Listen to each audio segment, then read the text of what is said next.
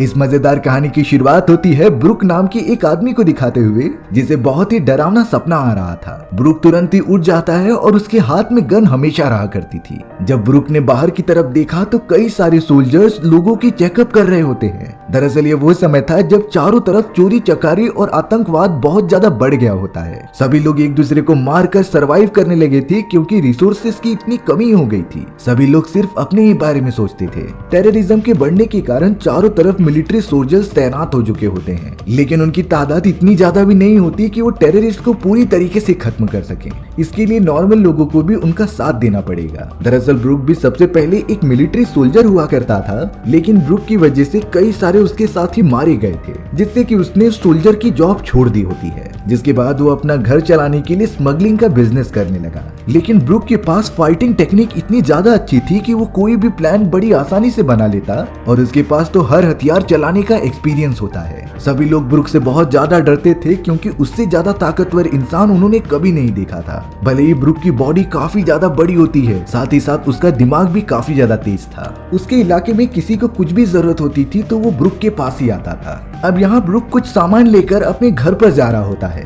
उसने एक जानवर को पकड़ा था और उसका मीट इकट्ठा किया था, और अब ब्रुक घर पर आकर उस मीट को पकाने लगता है क्योंकि उसे कुकिंग करना बहुत ही ज्यादा पसंद था। सभी को पता होता है कि ब्रुक कितना अच्छा शेफ है और उसे सारी चीजें बनानी आती थी। ब्रुक अब अपने डिनर को तैयार करता है और उसे डेस्क पर रखकर खाने से पहले प्रे करता है, जो कि हम सभी को करना चाहिए लेकिन करते नहीं। ब्रुक ने जैसे ही ड्रिंक का एक जिप लिया होता है, तभी अचानक उसके घर की दीवारें तोड़कर कई सारे सोल्जर्स अंदर घुस चुके थे। वो सभी लोग तो ब्रुक को ही पकड़ने के लिए यहाँ पर आए होते हैं। ब्रुक समझ चुका था कि ये सभी लोग टेररिस्ट हैं जो किसी लीडर के कहने पर मुझे पकड़ने आए हैं, और उनका लीडर और कोई नहीं बल्कि कार्ल नाम का एक आदमी था। लेकिन ताज्जुब की बात यह होती है कि इतने सारे सोल्जर्स होने के बावजूद भी ब्रुक के चेहरे पर जरा भी एक्सप्रेशन चेंज नहीं होते। उल्टा जब उनका लीडर कार्ल वहाँ पर आता है तो ब्रुक उसे पकड़कर नीचे गिरा दे रहा था, जैसे कि उसे कोई फिक्र ही नहीं इतने सारे सोल्जर्स की जिनके हाथों में गन मौजूद थी। और अब देखने से ये पता चलता है कि वो सारे सोल्जर्स ब्रुक से डर रहे थे। उन्हें पता होता है कि ब्रुक कितना ज्यादा खतरनाक है, इसीलिए कोई उसे पंगा लेता ही नहीं। ब्रुक अब सीधा अपना खाना छोड़कर उन सभी के साथ चला गया उनके सबसे मेन बॉस से मिलने के लिए। ब्रुक को एक लग्जरी कार के अंदर बिठा दिया जाता है, जिसके अंदर उस पूरे गैंग का मेन लीडर था। उसका नाम गॉस्की होता है, जो बहुत ही ज्यादा अमीर था और उसके पास सारी सुविधाएं उपलब्ध थी।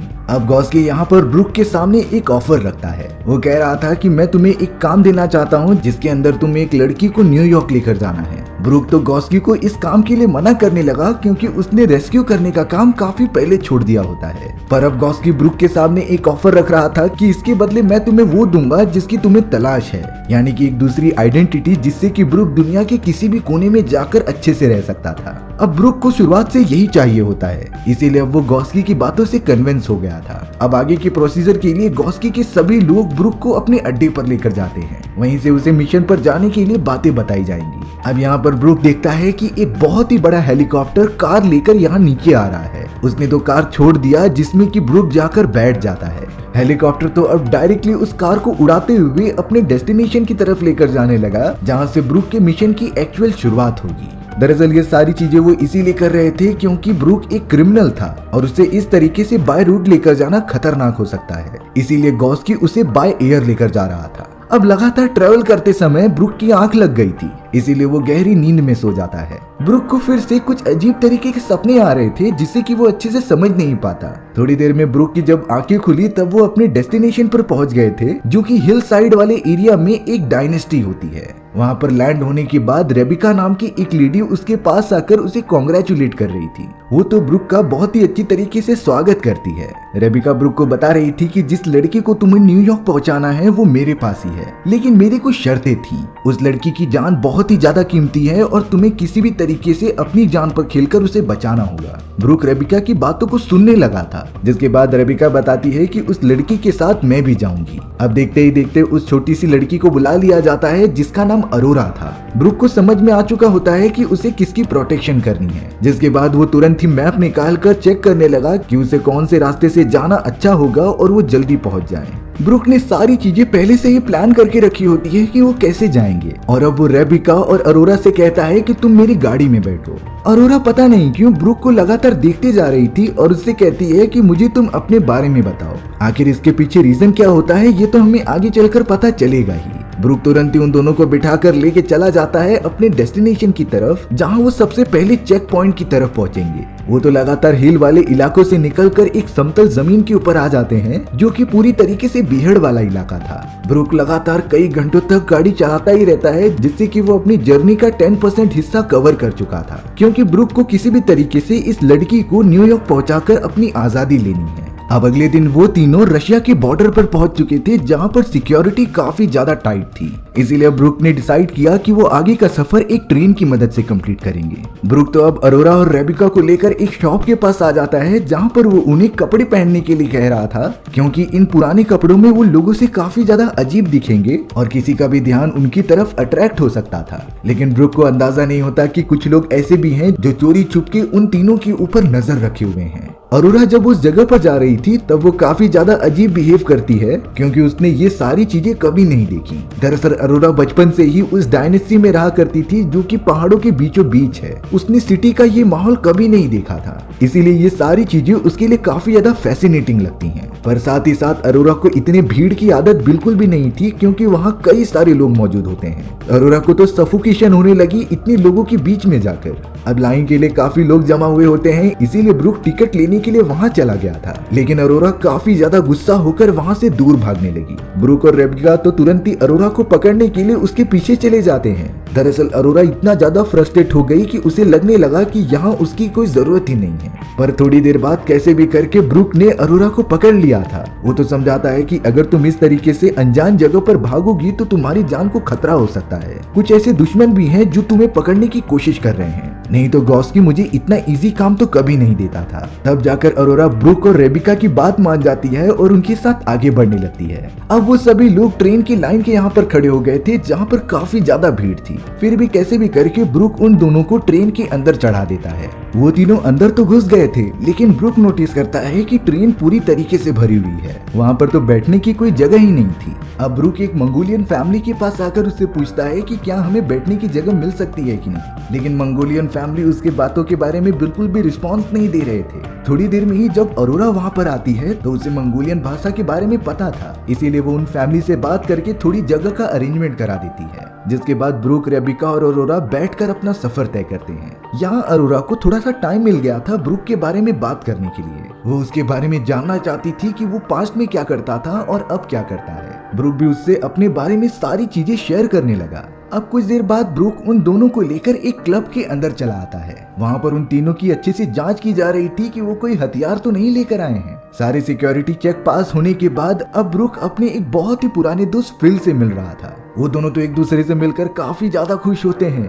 ब्रुक ने बातों ही बातों में फिल को बता दिया था कि वो जल्द से जल्द न्यूयॉर्क जाना चाहता है, इसीलिए अब फिल उसे सबसे इजी वे बताता है यहाँ से बाहर निकलने का। लेकिन पता नहीं क्यों उस जगह पर कई सारे लोग ब्रुक को अजीब तरीके से देख रहे थे। जब ब्रुक वहाँ से जाने लगता है तब उन्हीं लोगों ने उसे घेर लिया था। वो ब्रुक को कह रहे थे कि अगर तुम हमें ये अरोरा नाम की लड़की दे दोगे तो हम तुम्हें $1 मिलियन देंगे। लेकिन ब्रुक इस तरीके से थोड़ी अरोरा को किसी के हाथों में दे देगा। उसके ना बोलते ही वो सारे लोग ब्रुक के ऊपर हमला करने लगे थे। लेकिन ब्रुक थोड़ी शांत बैठता है। वो तो एक एक करके उन सारे गैंगस्टर्स को मारता जा रहा था। अब ब्रुक को फाइट करता हुआ देखकर रेबिका भी पीछे नहीं हटती। वो भी अब उसका साथ देती है और लगातार उन लोगों को मारने लगती है। यहाँ हमें पता चला कि रेबिका एक बहुत ही अच्छी फाइटर है, जिसने कि शाओलिन में जाकर अपनी कुंफू की ट्रेनिंग ली थी। दोनों मिलकर उन सारे गैंगस्टर्स को मजा चखाने लगे थे और अरोरा को बचा रहे थे। उन दोनों ने अकेले मिलकर कई सारे लोगों को धूल चटा दी थी। लेकिन कुछ लोग ऐसे भी होते हैं जो अरोरा को किडनैप करके एक दूसरी जगह पर लेकर जा रहे थे। ब्रुक तो अपनी पूरी कोशिश करता है कि वो अरोरा को बचाए उन सारे लोगों को मारते हुए। अब वो सभी लोग अरोरा को लेकर एक बॉक्सिंग रूम में आ जाते हैं, जहाँ पर एक फाइटर उसके बीचों बीच खड़ा था। वो फाइटर तो अरोरा को देखकर उसके पास आ जाता है चोट पहुंचाने के लिए। लेकिन जब उसे चेहरा देखकर पता चला कि अरोरा काफी ज्यादा डरी हुई है तो वो उसे कुछ नहीं करता। उल्टा वो फाइटर तो अरोरा को प्रोटेक्ट करने लगा था उन सभी लोगों से जो कि उसे चोट पहुंचाने के लिए कह रहे थे। ब्रुक भी अब उस जगह पर पहुंच जाता है जो कि बॉक्सिंग रिंग में आकर अरोरा की तरफ बढ़ रहा था। लेकिन उस फाइटर को लगने लगा कि ब्रुक उसे चोट पहुंचाने की कोशिश कर रहा है, इसीलिए उस फाइटर ने ब्रुक के ऊपर हमला कर दिया। ब्रुक नहीं समझ पाता कि आखिर उसने तो इस फाइटर का कुछ नहीं बिगाड़ा, लेकिन अब देखते ही देखते उन दोनों के बीच एक घमासान फाइट चालू हो जाती है। ब्रूक को समझ में आ चुका था कि अगर उसे अरोरा को बचाना है तो इस फाइटर को खत्म करना होगा। ब्रूक भले ही बॉक्सिंग नहीं जानता हो, लेकिन उसकी फाइटिंग मूव्स इतने ज्यादा क्लियर थे कि वो बॉक्सर देख ही नहीं पाता, जिससे कि अब थोड़ी ही देर के अंदर अंदर ब्रूक ने उसे चोक कर दिया और उसे मारने लगा। लेकिन अरोरा रोते हुए ब्रूक को समझाती है कि ये बॉक्सर तो मुझे बचाने की कोशिश कर रहा था, इसीलिए तुम इसे छोड़ दो। तब जाकर ब्रूक समझता है और उस बॉक्सर को जिंदा छोड़ देता है। अब यहाँ कुछ सोल्जर्स आ चुके थे जो अरोरा को कहते हैं कि हमें तुम्हारे फादर ने भेजा है तुम्हें लेकर जाने के लिए। अरोरा अपने फादर से कई सालों से नहीं मिली होती है, इसीलिए वो बिना कुछ सोचे उन सोल्जर्स के साथ जाने लगी थी। लेकिन ब्रूक और रेबिका को ही पता था कि ये रियल वाले सोल्जर्स नहीं हैं, बल्कि ये तो नाटक कर रहे थे जिससे कि वो अरोरा को किडनैप कर सके। पर अरोरा ये सारी बातें तो नहीं जानती थी। ब्रूक और रेबिका लगातार उन सोल्जर्स का पीछा करते हैं जिनके भागने की स्पीड बहुत ही ज्यादा होती है। दरअसल उन्हें एस्केपिंग टीम कहा जाता था, जो कहीं से भी किसी को किडनैप करके तुरंत भाग जाते थे। पर ब्रूक के निशाने से कोई नहीं बच सकता। वो तुरंत ही उन सभी के पास आता है जो कि अरोरा को किडनैप करके लेके जा रहे थे। ब्रूक ने तो अब लगातार फायरिंग करना स्टार्ट कर दिया, जिससे कि कई लोग डर जाते हैं। और अब अरोरा भी समझ गई थी कि शायद ब्रूक उसे जाने नहीं देना चाहता, क्योंकि ये लोग अच्छे नहीं हैं। अरोरा तुरंत ही उन सारे सोल्जर्स को छोड़कर ब्रूक के पास वापस आ गई। लेकिन ब्रूक इस बार अरोरा पर काफी गुस्सा करता है। अरोरा बहुत ही ज्यादा रोने लगी और कहती है कि मुझे अपने फादर के पास जाना है और वो लोग मुझे मेरे फादर के पास लेकर जा रहे थे। इस बात से वो काफी इमोशनल हो जाती है, जिसे कि रेबिका संभाल रही थी। तब जाकर ब्रूक अरोरा से वादा करता है कि चाहे कुछ भी हो जाए, मैं तुम्हें तुम्हारे फादर के पास सही सलामत पहुंचा कर आऊंगा। अरोरा को भी इससे थोड़ा सा अच्छा लग रहा था। अब ब्रूक, रेबिका और अरोरा एक रेफ्यूजी कैंप को आकर ज्वाइन कर लेते हैं। ये वो लोग थे जो कि अकेले अपना सफर तय करते हैं कहीं सेफ जगह जाने के लिए। उन सभी की संख्या तो धीरे धीरे काफी ज्यादा बढ़ गई थी। चलते हुए वो एक ऐसी बर्फीले वाले एरिया में आ जाते हैं जहाँ पर पूरी नदी जम चुकी थी। दरअसल वो सभी लोग एक ऐसी सबमरीन की तलाश कर रहे थे जो उन्हें इस जगह से लेकर कहीं सेफ जगह पर लेकर चले जाए। थोड़ी ही देर के अंदर आगे बढ़ते समय जमीन में से एक सबमरीन बाहर निकलती है। ये सबमरीन मिलिट्री द्वारा ही रेस्क्यू मिशन के लिए वहां लाई गई होती है, जो कि उन रेफ्यूजीज को ट्रांसफर कर सके।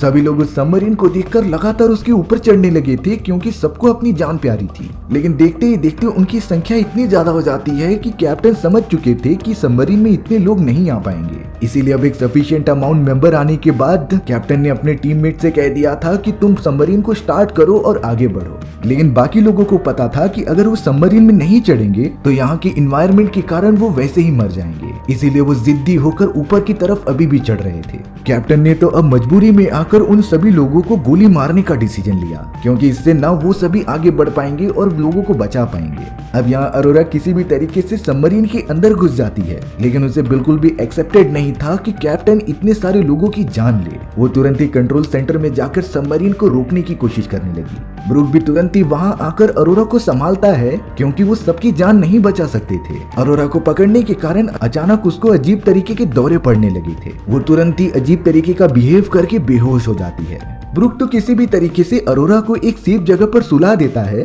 और अब वो रेबिका से बातें कर रहा था कि आखिर ये लड़की कौन है और जिसके साथ हो क्या रहा है। तब जाकर रेबिका ब्रूक को सारी सच्चाई बताती है। रेबिका ने ब्रूक को बताया कि जब से अरोरा 5 साल की है तब से मैं उसके साथ रहती आ रही हूँ। अरोरा की बॉडी में कुछ ऐसी शक्तियाँ मौजूद हैं जो कि अभी तक अनडिस्कवर्ड हैं। हमने सिर्फ उसके कुछ झलक ही देखी थी, जैसे कि अरोरा 10 साल की उम्र में ही 19 से 25 भाषाएं अपने आप ही बोल लेती थी। यानी कि उसे किसी ने सिखाया नहीं होता, बल्कि वो तो लोगों को देखते ही देखते वो सारी भाषाएं सीख गई।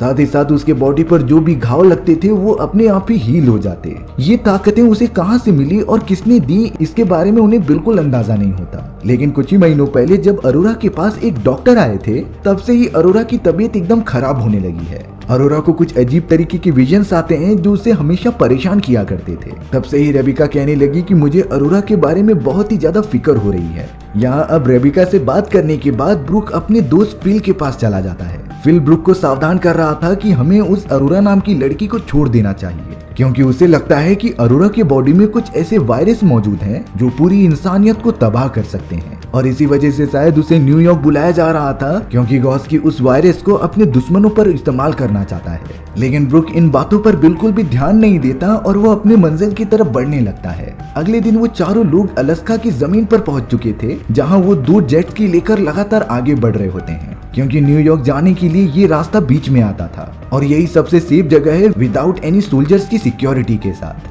वो दोनों लगातार आगे तो बढ़ते जा रहे थे, लेकिन तभी बीच रास्ते में ब्रूक को दिखता है कि 2 ड्रोन्स उनका पीछा कर रहे हैं। ये जरूर दुश्मनों के ड्रोन्स हो सकते हैं जो अरोरा को किडनैप करना चाहते हैं। इसीलिए ब्रूक और फिल रेबिका और अरोरा को लेकर लगातार आगे बढ़ने लगे थे। लेकिन ये ड्रोन्स इतने खतरनाक होते हैं कि वो उनके ऊपर बमबारी करने लगे थे। वो तो काफी गोलियां भी चला रहे होते हैं, जिनमें से एक गोली ब्रूक को भी जाकर लग गई थी। लेकिन अब ब्रूक के दिमाग में एक प्लान था, इसीलिए वो रेबिका और अरोरा को फिल की जेट स्की के ऊपर डाल देता है और उसने फिल को कहा कि तुम जितना हो सके उतना दूर लेकर जाओ, तब तक मैं इन दोनों ड्रोन्स का ध्यान भटकाता हूँ। ब्रूक तुरंत ही दूसरी तरफ निकल गया था उन दोनों ड्रोन्स का ध्यान भटकाते हुए।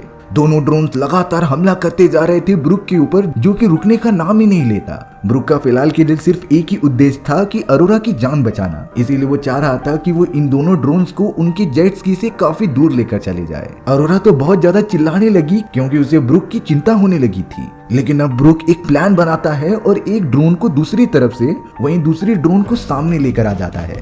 उसने तो अब उन दोनों ड्रोन्स की टक्कर अपनी जेट स्की से कर दी थी, जिसके तुरंत ही बाद ब्रूक ने जंप लगा ली होती है बर्फ के अंदर। लेकिन ब्रूक इतना ज्यादा घायल हो जाता है कि वो हिल भी नहीं पा रहा था। अरोरा इस तरीके से ब्रूक को छोड़कर नहीं जाना चाहती थी, इसीलिए वो फिल को बोलकर वापस उस जगह पर आ जाती है। अरोरा ने देखा कि ब्रूक को गोलियां लगी हैं, जिससे कि वो कमजोर हो चुका है, इसीलिए अब अरोरा उसकी बॉडी में हाथ डालकर उन गोलियों को निकालने लगी थी। लेकिन तभी हमें पता चला कि फिल ने अरोरा के ऊपर गन पॉइंट कर दिया है, और ये चीज तो रेबिका ने भी कभी एक्सपेक्ट नहीं की थी कि ब्रूक का साथी उनका ही दुश्मन होगा। लेकिन फिल जैसे ही गोली चलाता ब्रूक ने उसे ही मार दिया था, क्योंकि ब्रूक को खुद अपने फ्रेंड पर भरोसा नहीं था कि वो उनका साथ देगा। उसे फिल के बारे में पहले ही पता चल गया था कि वो दुश्मनों से मिला हुआ है और उसने $1 मिलियन लिए थे अरोरा को जान से मारने के लिए। ब्रूक को समझ में आ चुका था कि उन्हें रुकना नहीं चाहिए। अगर वो रुके तो कई सारे किडनैपर्स और मर्डरर्स अरोरा को जान से मारने के लिए आ जाएंगे। वो जल्द से जल्द अपना फर्स्ट एड करता है और अलास्का की उसी बर्फीले वाले रास्ते से आगे बढ़ने लगता है।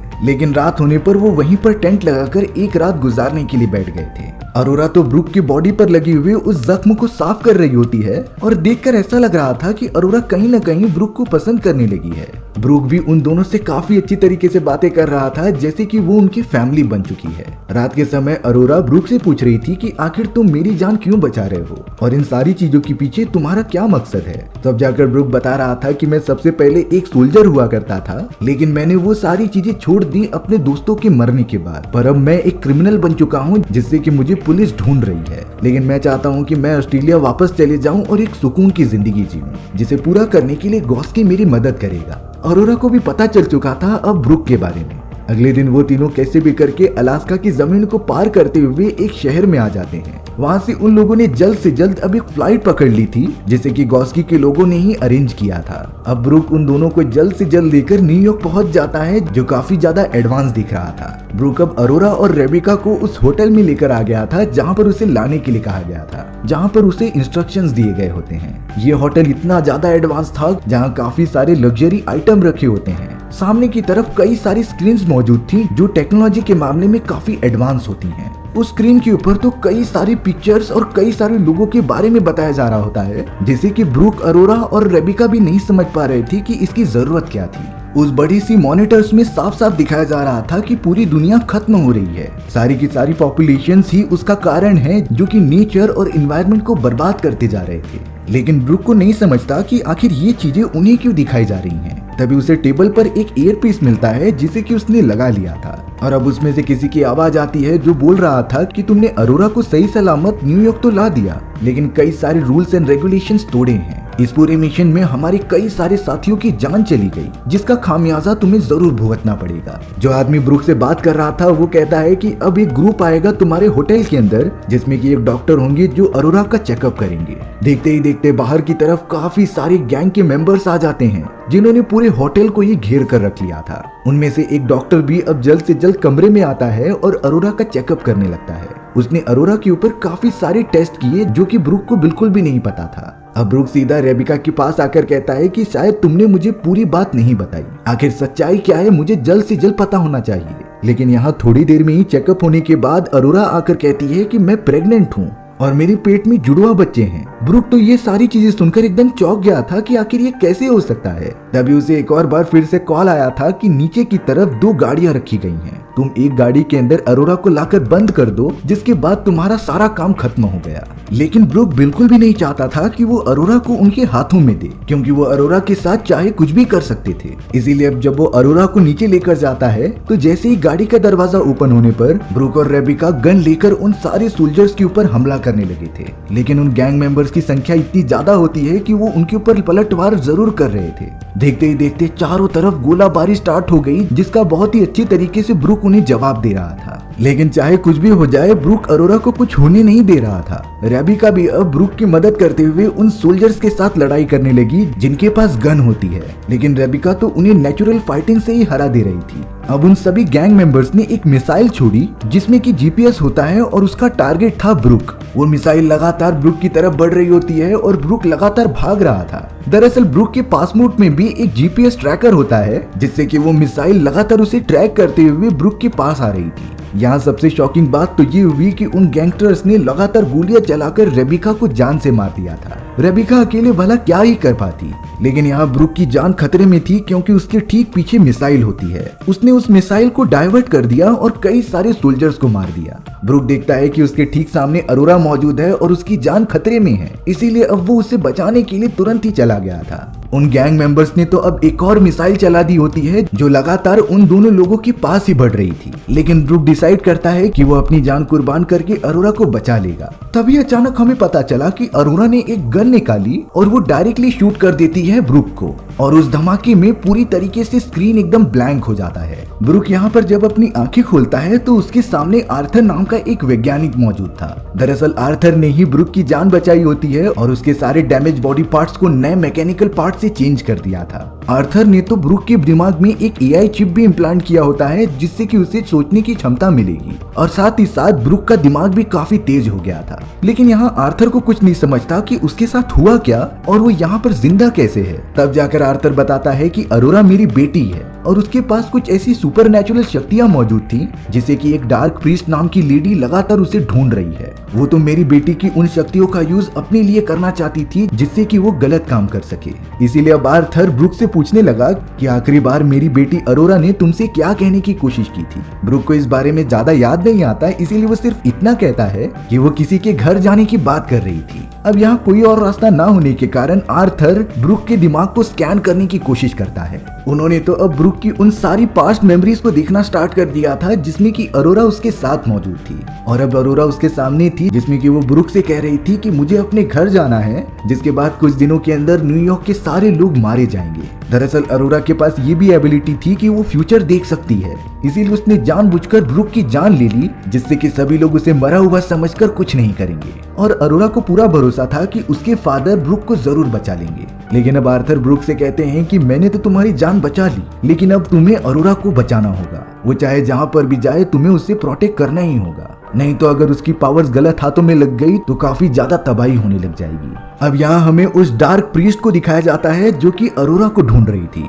उसने ही गोस्की को ये काम दिया था कि वो ब्रुक को ये कॉन्ट्रैक्ट दे, जिसमें कि ब्रुक उस लड़की को यहाँ पर लेकर आए। लेकिन डार्क प्रीस्ट को लगता है कि गॉस्की ने अपना काम अच्छे से नहीं किया, इसीलिए वो अपने लोगों से बोलकर गॉस्की को जान से मरवा देती है। यहाँ पर हमें ये पता चलता है कि डार्क प्रीस्ट के पास भी अभी अरोरा मौजूद नहीं है, यानी कि वो कहीं गायब हो चुकी है। इसीलिए अब डार्क प्रीस्ट अपने सभी लोगों के साथ आर्थर के पास आ जाती है। वो आर्थर से पूछने लगी थी कि आखिरकार अरोरा कहाँ पर मौजूद है। तब आर्थर बताता है कि उसे अपनी जगह पता है और वो तुम्हें कभी नहीं मिल सकती। डार्क प्रीस्ट ने तो कहा था कि हमने उसे साथ में मिलकर बनाया था, इसीलिए वो तुम्हारी अमानत कभी भी नहीं थी। वो हमारी प्रॉपर्टी है जिसके ऊपर हमारा बराबर का हक है। ये बातें सुनकर आर्थर काफी गुस्सा हो गया और उसे अरोरा के बारे में कभी न बताने के लिए कहा। आर्थर तो ब्लैक प्रीस्ट को कहता है कि तुम चाहे कुछ भी हो जाए, मैंने एक ऐसा सोल्जर तैयार किया है जो अरोरा को अपनी जान पर खेल कर बचाएगा, यानी कि तुम अगर अरोरा को ढूंढ भी लोगी तो वो तुम्हें खत्म कर देगा। डार्क प्रीस्ट इस बात से गुस्सा होकर आर्थर को गोली मार देती है और वहां से चली जाती है। दूसरी तरफ हमें ब्रुक को दिखाया गया जो कई सारे लोगों के साथ एक जंगल में आ चुका था। दरअसल उसने मिस्ट्री सॉल्व कर ली होती है क्योंकि लास्ट टाइम अरोरा बार बार कह रही थी कि मैं घर जाना चाहती हूँ। वो अपने घर के बारे में नहीं बल्कि ब्रुक के घर के बारे में कह रही थी जो कि ऑस्ट्रेलिया के एक जंगल में मौजूद था। ब्रुक भी अब अपने घर की तरफ पहुंच गया था जिसके अंदर अरोरा बैठी हुई मिली थी। वो तो ब्रुक को देखकर बहुत ज्यादा रोने लग जाती है और उसके गले पड़ जाती है। ब्रुक ने डिसीजन लिया कि वो अरोरा के साथ रहेगा। यहाँ हमें कुछ महीनों बाद का समय दिखाया जाता है जब अरोरा ने 2 जुड़वा बच्चों को जन्म दिया था, लेकिन बच्चों को जन्म देते ही अरोरा की मृत्यु हो गई क्योंकि उसे इसी तरीके से प्रोग्राम किया गया था कि वो अपने ही जैसे इंसानों को जन्म देकर मारी जाए। ब्रुक इस बात से बहुत रोने लगता है लेकिन उसने डिसीजन लिया कि वो इन दोनों बच्चों को पाल पोस कर बड़ा करेगा और उनकी प्रोटेक्शन की जिम्मेदारी ब्रुक के सर पर है। इसी के साथ हमारी ये एडवेंचरस कहानी यहीं पर खत्म हो गई। सो व्यूअर्स, आपको ये स्टोरी कैसी लगी कमेंट सेक्शन में बताना भूलना मत। और अगर आपको मेरा एक्सप्लेनेशन 1% भी अच्छा लगा हो ना तो वीडियो को लाइक एंड चैनल को सब्सक्राइब जरूर कर देना। मिलते हैं इसी तरीके की मजेदार वीडियोस में, तब तक के लिए बाय बाय।